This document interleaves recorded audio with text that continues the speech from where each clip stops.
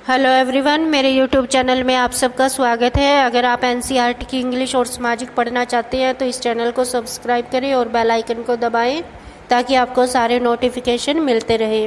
आज हम पढ़ेंगे 8th क्लास की भूगोल संसाधन एवं विकास का तीसरा लेसन, जिसका नाम है खनिज और शक्ति संसाधन। इससे पहले के जो 2 लेसन है उनका लिंक डिस्क्रिप्शन में दे दिया गया है, आप उनकी भी वीडियो देखें और उन लेसन्स को भी पढ़ें, क्योंकि जब हमें पीछे के लेसन्स की नॉलेज होती है तभी हमें अगला लेसन समझ आता है। तो उन वीडियो को जरूर देखें। आइए हम लेसन शुरू करते हैं। सबसे पहले हमें ये समझना होगा कि खनिज किसे कहते हैं और ये खनिज हमारे लिए किस प्रकार से शक्तिशाली संसाधन बन जाते हैं। संसाधन के बारे में हमने फर्स्ट लेसन में पढ़ा था कि संसाधन क्या होते हैं, और हमने ये जाना था कि कोई भी चीज़ जब हमारी किसी आवश्यकता को पूरा करती है, हमारी किसी ज़रूरत को पूरा करती है, तो वो संसाधन कहलाती है। और उस लेसन में हमने ये भी पढ़ा था कि कुछ चीज़ें ऐसी होती हैं जो ज़मीन के अंदर पाई जाती हैं, जैसे कोयला, पेट्रोलियम, प्राकृतिक गैस, ये चीज़ें ज़मीन के अंदर पाई जाती हैं। ये हमारी आवश्यकताओं को पूरा करती हैं।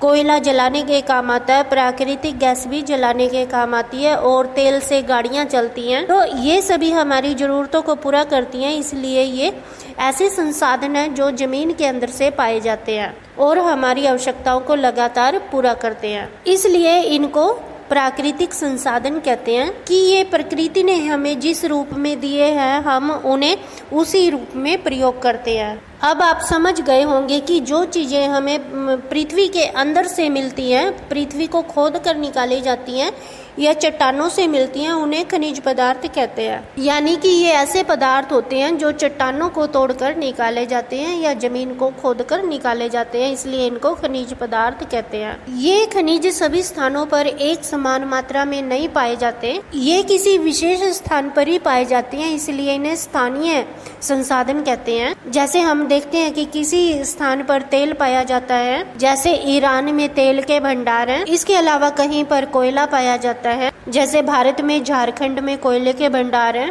इसके अलावा कहीं पर लौह अयस्क पाए जाते हैं, कहीं पर सोना पाया जाता है, कहीं पर हीरा पाया जाता है। तो अलग अलग स्थानों पर अलग अलग खनिज पदार्थ पाए जाते हैं। कुछ खनिज पदार्थ ऐसे क्षेत्रों पर पाए जाते हैं कि उन क्षेत्रों पर मनुष्य का जाना संभव नहीं है, जैसे समुद्र की तलहटी में भी खनिज पदार्थ पाए जाते हैं, लेकिन समुद्र में मनुष्य ने जाना सीख लिया है। इसके अलावा जो आर्कटिक महासागर है या अंटार्कटिक महासागर है, वहाँ पर बहुत ज़्यादा बर्फ़ होती है। ये पृथ्वी के दोनों ध्रुवों पर हैं, और आप जानते हैं कि पृथ्वी के दोनों ध्रुवों पर कितनी ज़्यादा बर्फ़ होती है, और ये 12 मास बर्फ़ जमी रहती है। तो यहाँ पर मनुष्य का जाना असंभव है, लेकिन यहाँ पर भी बहुत ज़्यादा मात्रा में खनिज पदार्थ पाए जाते हैं। ये खनिज पदार्थ प्रकृति के द्वारा ही बनाए जाते हैं, यानी ये मनुष्य ने नहीं बनाए हैं। जो पृथ्वी के अंदर अनेक प्रकार की घटनाएं होती है उनके द्वारा ही ये खनिज पदार्थ बनाए जाते हैं, और ये खनिज अपने गुणों, रंग, घनत्व, कठोरता, रासायनिक गुणों के आधार पर पहचाने जाते हैं। ये अपनी विशेषताओं के आधार पर पहचाने जाते हैं। जैसे कोयले को हम पहचानते हैं, ये कितने काले रंग का होता है और हम इसको देख के ही बता सकते हैं कि ये कोयला है। इसी तरह पेट्रोलियम को भी हम पहचान सकते हैं। आगे हम पढ़ेंगे खनिजों के प्रकार। ये कितने प्रकार के होते हैं? ये 2 प्रकार के होते हैं, एक धात्विक, दूसरा अधात्विक। वैसे तो पृथ्वी के ऊपर 3000 से भी ज्यादा खनिज पदार्थ पाए जाते हैं, लेकिन संरचना के आधार पर इनको 2 भागों में बांटा जाता है। धात्विक खनिज वे होते हैं जिनमें धातु कच्चे रूप में होती है, धातुएं कठोर होती हैं, और ये धातुएं ऊष्मा और विद्युत को सुचालित करती हैं। इनके अंदर एक चमक होती है, जैसे लौह अयस्क, बॉक्साइट, मैग्नीज इनके उदाहरण हैं। आप इनकी ऊपर की परत को थोड़ा सा खुरचेंगे तो ये चीजें चमकने लगती हैं। जैसे सोना भी एक धातु है, सोना चमकता है। लोहे के अंदर भी एक विशेष चमक होती है। धात्विक खनिज भी 2 तरह के होते हैं, एक लौह, दूसरा अलोह। लौह खनिजों में जैसे लोहा अयस्क, मैग्नीज, क्रोमाइट आता है, और अलोह खनिजों में लोहा नहीं होता है। ये कुछ दूसरी चीजें होती हैं, जैसे सोना, चांदी, तांबा, सीसा। जैसे हमने बताया था कि सोना हीरा भी पृथ्वी के अंदर से पाया जाता है। इसके अलावा लोहा, मैग्नीज, तांबा ये चीज़ें भी पृथ्वी के अंदर से पाई जाती हैं। तो जो हीरा है या सीसा है या सोना, चांदी, तांबा ये अलोह धातुओं में आता है और लोहों में लोहा, अयस्क, मैग्नीज, क्रोमाइट आता है। अब हम पढ़ेंगे अधात्विक खनिजों के बारे में। इनमें चूना पत्थर, अबरक और जिप्सम जैसे आते हैं। कोयला और पेट्रोलियम भी अधात्विक खनिज होते हैं, यानी कि धातुएं वे होती हैं जिनको अगर हम थोड़ा ऊंचाई से पृथ्वी पर फेंकते हैं तो एक टन की आवाज़ आती है, तो वो धातुएं कहलाती हैं। और अधातुएं वो होती हैं जिनको थोड़ा ऊंचाई से गिरते हैं तो एक टन की आवाज़ नहीं आती। जैसे आपके स्कूल में बजने वाली घंटी होती है, तो जब वो लोहे की बनी होती है तो जब घंटी को बजाते हैं तो एक टन की आवाज़ दूर तक जाती है। इसके अलावा अगर कोयले को आप थोड़ी ऊंचाई से गिरेंगे तो उसमें एक टन की आवाज़ नहीं आती। तो ये अधात्विक की सबसे बड़ी पहचान है। पृथ्वी के अंदर से जो अधात्विक खनिज पदार्थ निकाले जाते हैं फिर इनको मनुष्य के द्वारा शुद्ध किया जाता है। जैसे पेट्रोलियम जब पृथ्वी से निकाला जाता है तो वो गाढ़े रंग का होता है और बड़ा ही काला होता है, लेकिन मनुष्य उसे निकाल कर बाहर शुद्ध करता है। अनेक विधियों के द्वारा ये चीज़ें शुद्ध की जाती हैं और जब पेट्रोल बाजार में बिकने के लिए आता है तो वो कितना साफ रंग का होता है। इस तरह से हम देखते हैं कि खनिजों का जो निष्कर्षण है, जो जमीन के अंदर से निकालने की विधियां हैं वो खनन, प्रवेदन और आखनन है। खनन भी आगे दो तरह की हो जाती है, विवरित खनन और कुपकी खनन।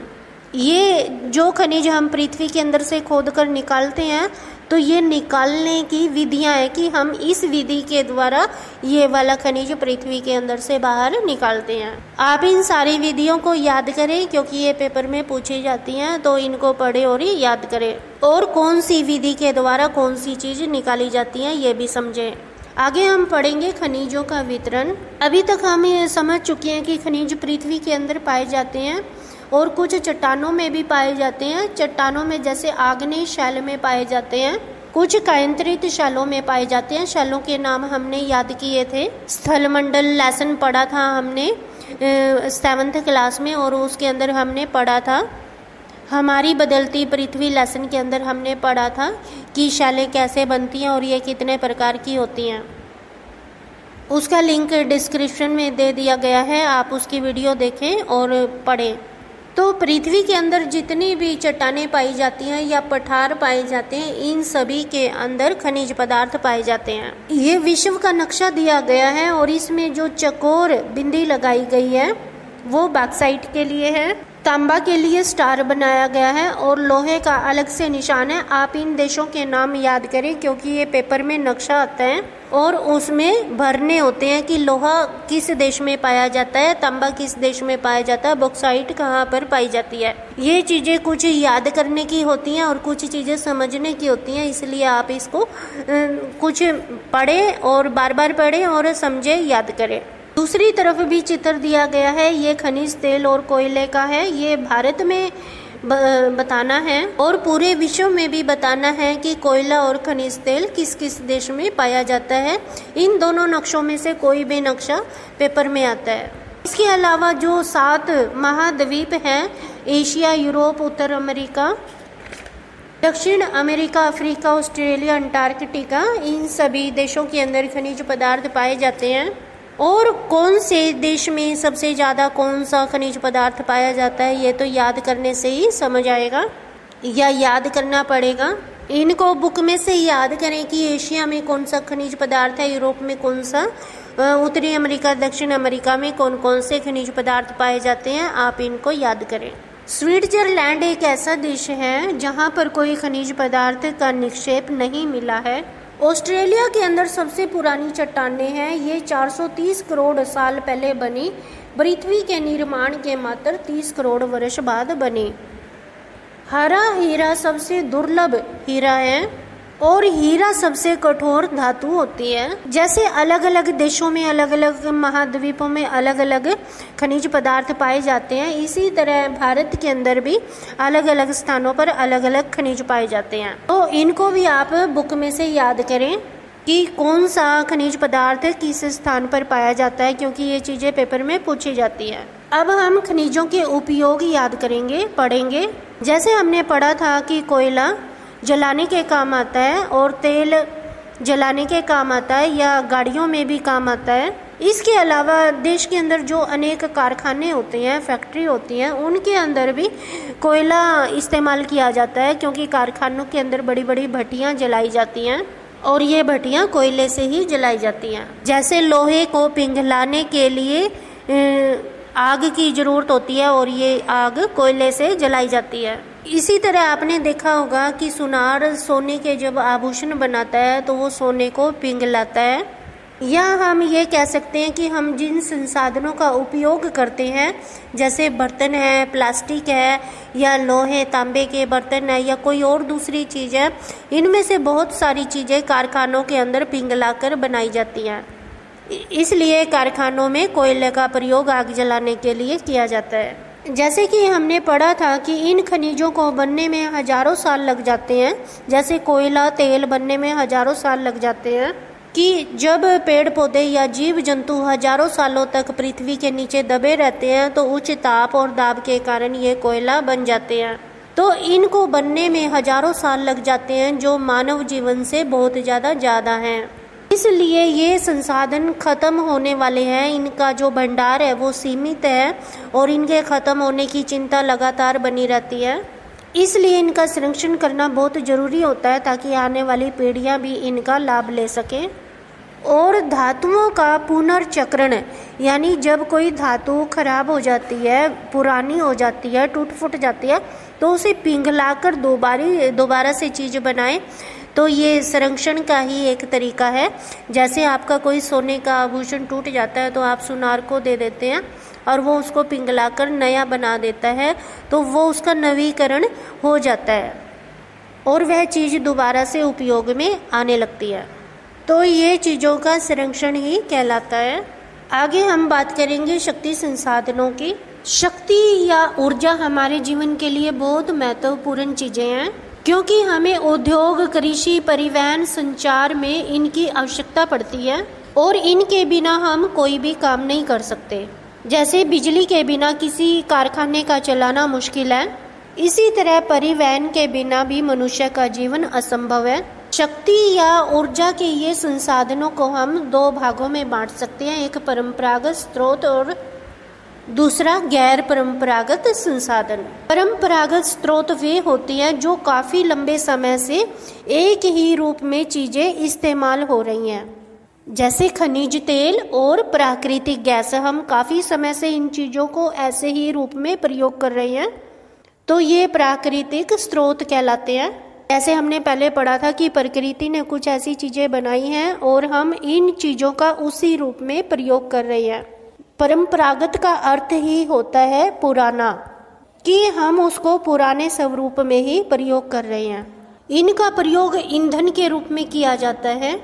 जैसे कोयला एक जीवाश्मी ईंधन है, ये जीव जंतु या पेड़ पौधों से बना है और ये जलाने के काम आता है। इसके अलावा पेट्रोलियम भी जलाने के काम आता है, या फिर गाड़ियों में तेल डालकर गाड़ियां चलाई जाती हैं, परिवहन के काम आता है। इसके अलावा प्राकृतिक गैस घरों में गैस जलाने के काम आती है, चूल्हा जलाने के काम आती है। इसके अलावा पानी के द्वारा भी बिजली बनाई जाती है और बिजली से तो आजकल बहुत काम होने लगा है।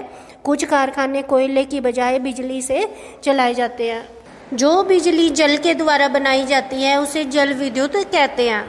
इस तरह से नदियों के ऊपर बांध बना दिए गए हैं ताकि बांधों के अंदर पानी को इकट्ठा कर सकें और उसका बिजली बनाने में प्रयोग कर सके, और बिजली बनाने के बाद जो पानी बचता है उसका खेती में प्रयोग किया जाता है। इस तरह से ये जल विद्युत देश विदेश के अंदर बनाई जाती है, दूसरे देशों के अंदर भी बनाई जाती है और हमारे देश भारत में भी बनाई जाती है। अब हम पढ़ेंगे ऊर्जा के गैर परंपरागत स्रोत। परंपरागत स्रोत में हमने उन चीज़ों का नाम लिया था जो पृथ्वी के अंदर से मिली थी या जो प्रकृति के द्वारा बनाई गई थी, और इनके भंडार सीमित थे और इनको बनने में भी हजारों साल लग जाते थे। इसलिए इनके खत्म होने की संभावना बनी रहती है, क्योंकि उनका उपयोग ज़्यादा मात्रा में होता है और वो बनती कम मात्रा में है। इसलिए इसलिए गैर परंपरागत स्रोतों के ऊपर ध्यान देने की ज़्यादा ज़रूरत है। गैर परंपरागत स्रोत में सौर ऊर्जा, पवन ऊर्जा, ज्वार ऊर्जा आते हैं और ये नवीकरणीय संसाधन है।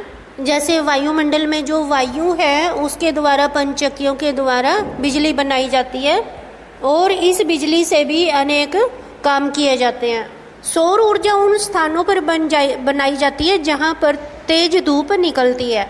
ये सूर्य से प्राप्त रोशनी से बनाई जाती है, इसलिए इसको सौर ऊर्जा कहते हैं। सूर्य से प्राप्त सौर ऊर्जा सौर सेलों में विद्युत उत्पन्न करने के लिए प्रयोग की जाती है। इनमें से कई सेलों को सौर पैनलों से तापन व प्रकाश के लिए शक्ति उत्पन्न करने के लिए जोड़ा जाता है। आजकल घरों में भी इस ऊर्जा का प्रयोग होने लगा। कई लोग अपने घरों की छतों पर सौर ऊर्जा बनाने का संयंत्र लगा लेते हैं। इसके अलावा सौर ऊर्जा के द्वारा रेलगाड़ियां भी चलाई जाती हैं। इससे पहले ये रेलगाड़ियां कोयले के द्वारा चलाई जाती थी। उसके बाद वाष्प इंजन का आविष्कार हुआ था। वाष्प के द्वारा यानी पानी के द्वारा चलाई जाने लगी। अब ये सौर ऊर्जा के द्वारा चलाई जाती है। जो ऊर्जा पवन के द्वारा बनाई जाती है, पवन हवा को कहते हैं, तो पवन के द्वारा बनाई गई ऊर्जा को पवन ऊर्जा कहते हैं। इसके द्वारा अनाजों को पीसा जाता है या जल निकालने के लिए काम आती है। यह कभी खत्म ना होने वाली ऊर्जा होती है। पवन चक्कियों में तेज गति से चलती हवाएं पवन चक्की को घुमा देती हैं, जिससे बिजली उत्पन्न होती है।